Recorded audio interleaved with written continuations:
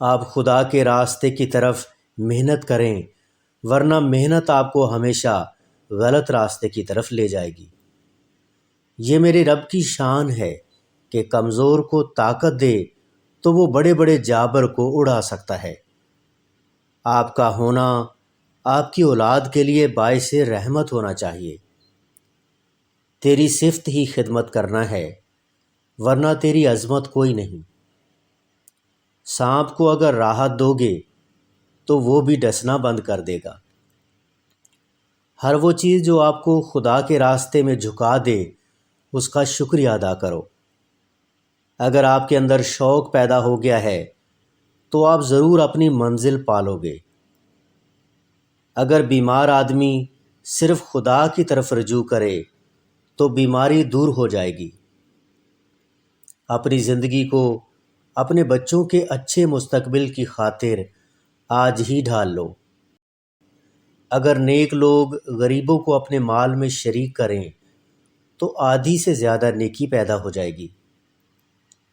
ماں باپ کی اتنی خدمت کر لو کہ وہ آپ سے بے ساختہ خوش ہو جائیں۔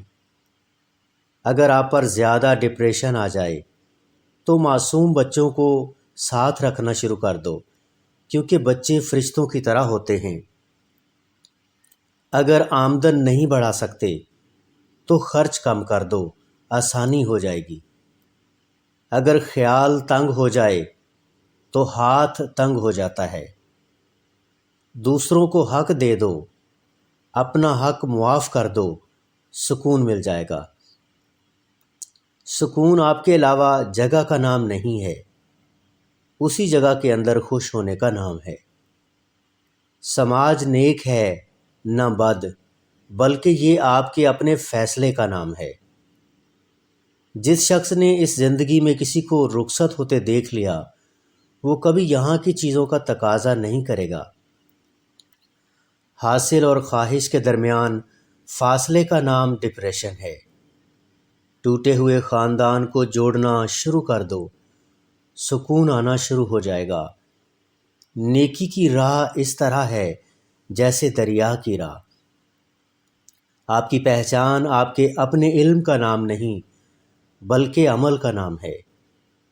خواہش اور حاصل جب دونوں برابر ہو جاتے ہیں تو سکون مل جاتا ہے۔ اچھے مقام کو دیکھا کرو، کیونکہ صرف دیکھنے سے آپ کے اندر اچھائی پیدا ہو جائے گی۔ یہ دعا کرو کہ پروردگار تیری نعمتیں ہمیں تیری یاد سے غافل نہ کریں، اور تیری آزمائش ہمیں تیری رحمت سے مایوس نہ کرے۔